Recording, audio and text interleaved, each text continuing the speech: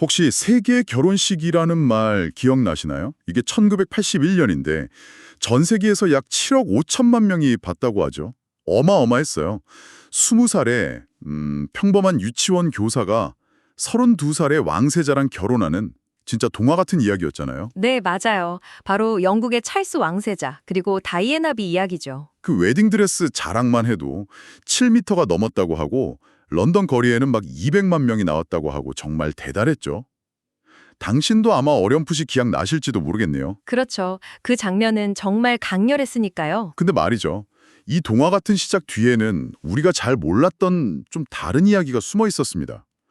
오늘 저희가 바로 이 이야기에서 시작해서요.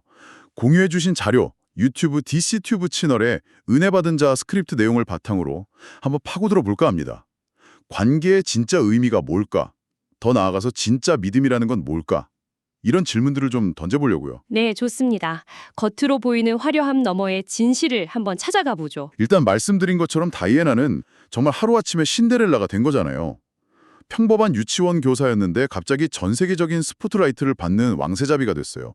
왕궁 생활에 수많은 사람들이 시중 들고 사회적으로 존경받고 겉보기엔 뭐 모든 걸 다 가진 것처럼 보였죠. 누구나 부러워할 만했고요. 네, 하지만 자료를 보면 그 화려함 속에 정작 제일 중요한 게 빠져 있었다. 이렇게 지적을 하거든요. 아, 중요한 거요? 그게 뭘까요? 바로 남편, 그러니까 찰스 왕세자의 진실한 사랑, 그리고 신뢰, 이게 없었다는 거죠. 자료에 따르면 그는 결혼 전부터 이미 다른 여인을 마음에 두고 있었고 결혼하고 나서도 그 관계를 깨끗하게 정리하지 못했다는 거예요. 아, 결국 20살의 어린 신부는 남편의 사랑 없이 그냥 왕세자비라는 이름만 가지고 그 왕실 생활의 무게를 견뎌야 했던 거군요. 네, 맞아요. 엄청난 외로움 속에서 힘들어했고 결국은 이혼까지 하게 됐죠. 심지어 그녀가 갑작스럽게 세상을 떠났을 때도 그 배경을 두고 막 왕실 음모론 같은 이야기까지 나올 정도였으니까요. 정말 순탄치 않았네요. 여기서 이제 자료가 던지는 핵심 질문이 이거예요. 과연 그 왕세자비라는 지위, 뭐 세계의 결혼식이라는 타이틀, 아니면 그 화려한 왕궁 생활 자체, 이런 것들이 그녀를 진짜 행복한 아내로 만들어 주었냐는 거죠. 음, 당연히 아니었겠죠? 그렇죠. 자료는 아주 단호하게 아니다라고 말해요. 관계의 핵심, 즉 남편의 사랑이 빠져버리니까 다른 모든 것들은 그냥 껍데기에 불과했다는 겁니다. 그리고 바로 이 지점이 오늘 우리가 이야기할 좀 더 깊은 영적인 주제로 자연스럽게 연결이 됩니다. 네, 그렇군요. 이 다이애나 이야기를 딱 보니까 자료에서 이걸 성경의 비유랑 연결하는 게 아주 흥미로웠어요. 성경에서 신자들을 그리스도의 신부라고 부르잖아요. 네, 맞습니다. 그럼 이제 질문이 생기는 거죠. 다이애나에게 왕관이나 그 화려한 결혼식이 진짜 아내됨을 보장하지 못했다면 우리에게는 무엇이 진정한 그리스도의 신부됨을 증명하는 걸까?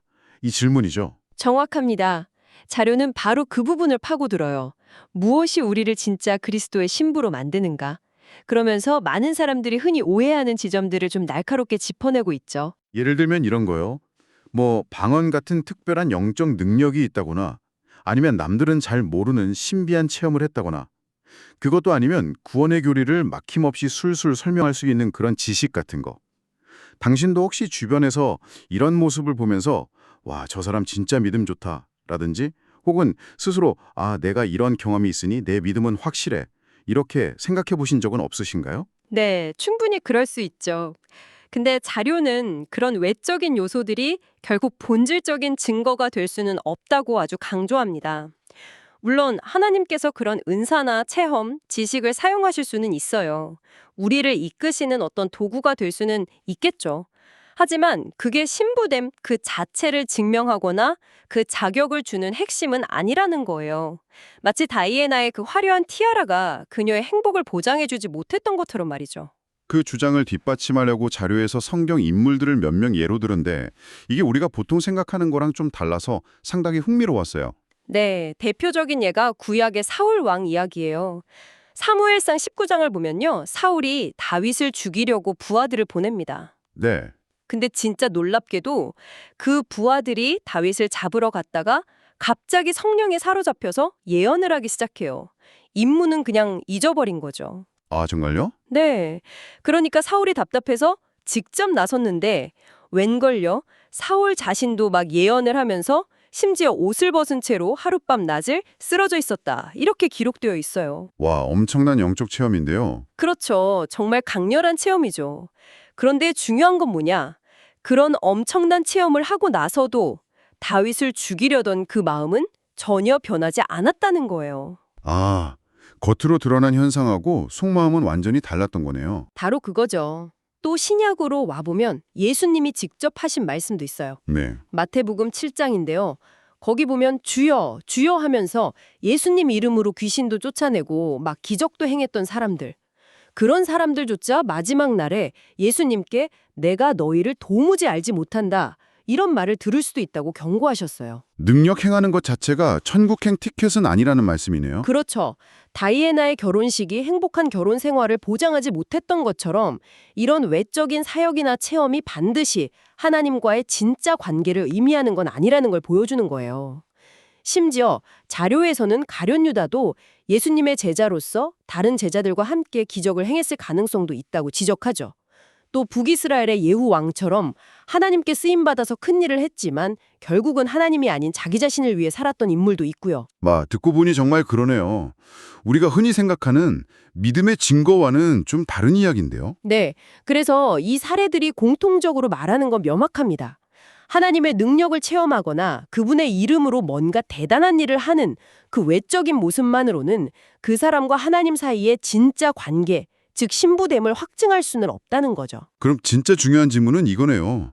도대체 그럼 진짜 증거는 뭐냐? 네, 바로 그겁니다. 자료는 그 답이 밖에 있는 게 아니라 우리 안에 있다고 말해요.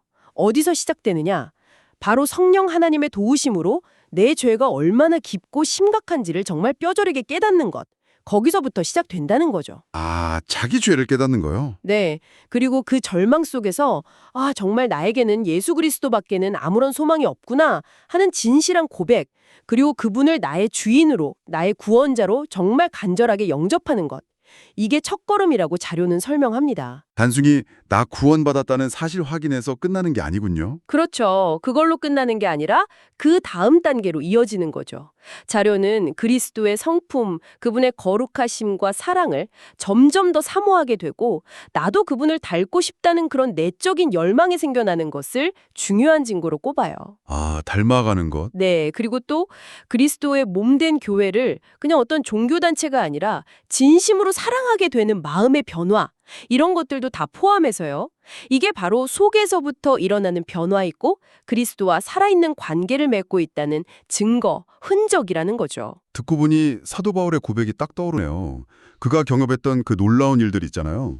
3층천에 갔다 온 거라든지 독사에 물렸는데도 멀쩡했던 거라든지. 정말 대단한 경험인데 맞아요. 정말 엄청난 경험들이죠. 그런데 바울은 빌립보서 3장에서 뭐라고 고백하냐면요.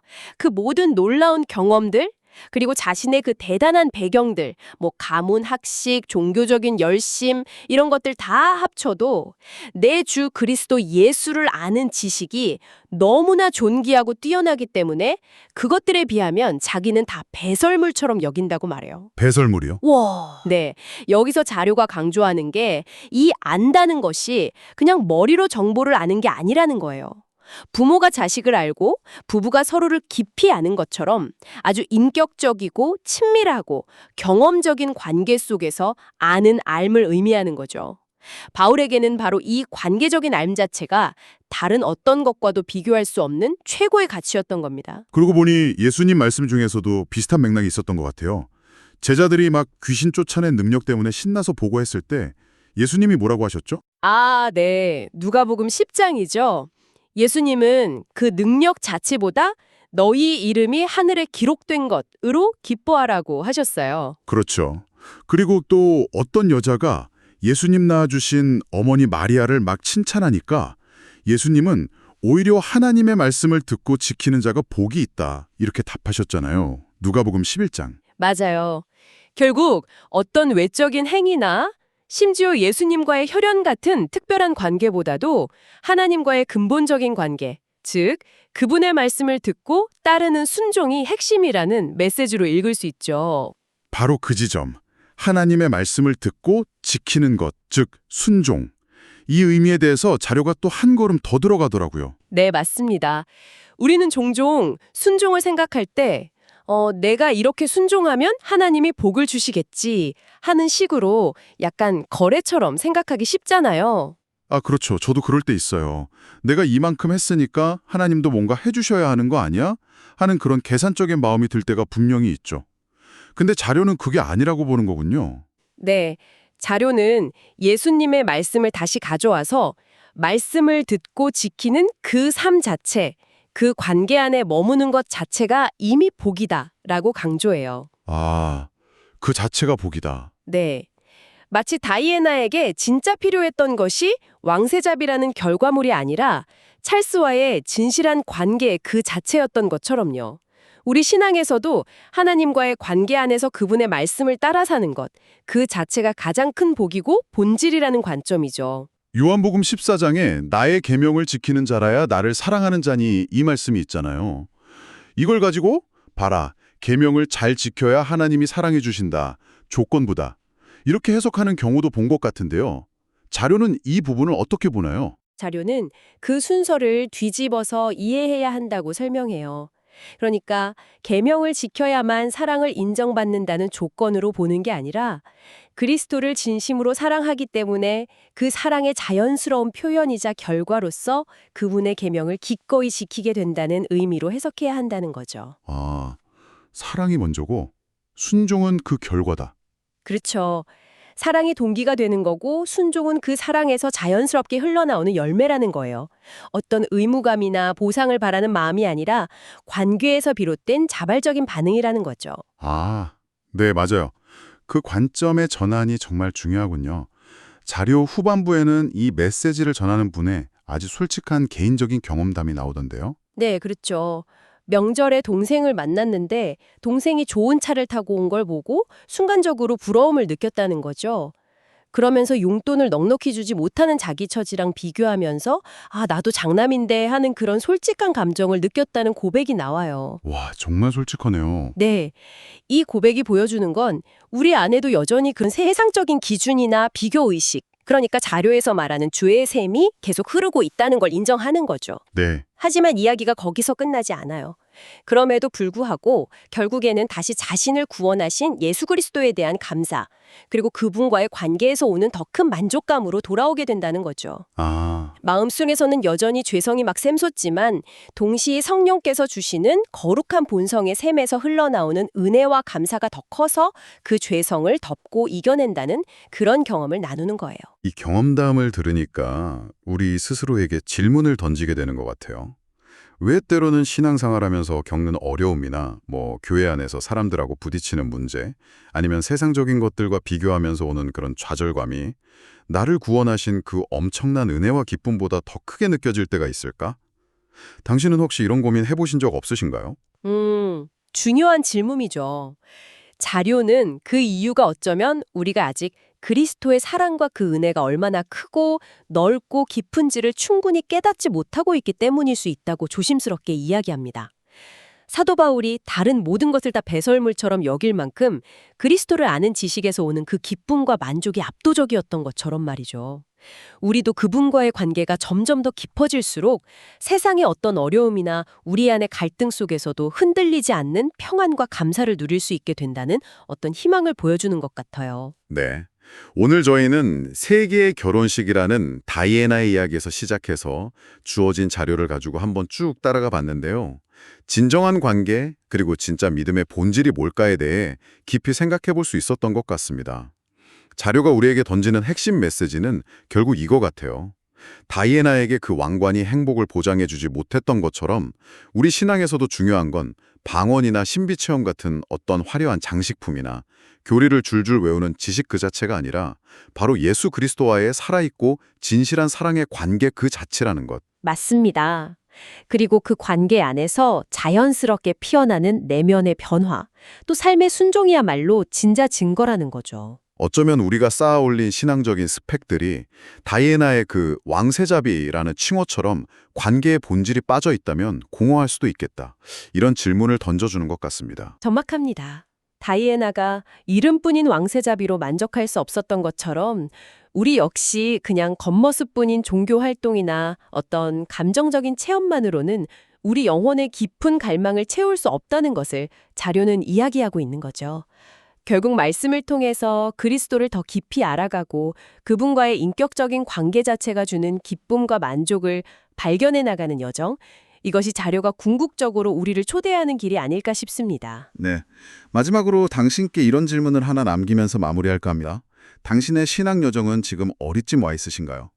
혹시 신앙생활에서 겪는 어려움이나 사람들과의 갈등, 혹은 세상과의 비교해서 오는 속상함 같은 것들이 당신을 향한 그리스도의 그 크신 사랑과 그 관계에서 오는 기쁨과 감사를 혹시 압도하고 있지는 않으신가요? 만약 그렇다면 어떻게 그 관계를 더 깊게 만들어갈 수 있을지, 그리고 마치 신랑의 변함없는 사랑 안에서 참된 기쁨과 안식을 누리는 신부처럼 그 관계 자체에서 오는 흔들리지 않는 만족을 찾아갈 수 있을지 잠시 한번 생각해 보시면 어떨까 싶습니다.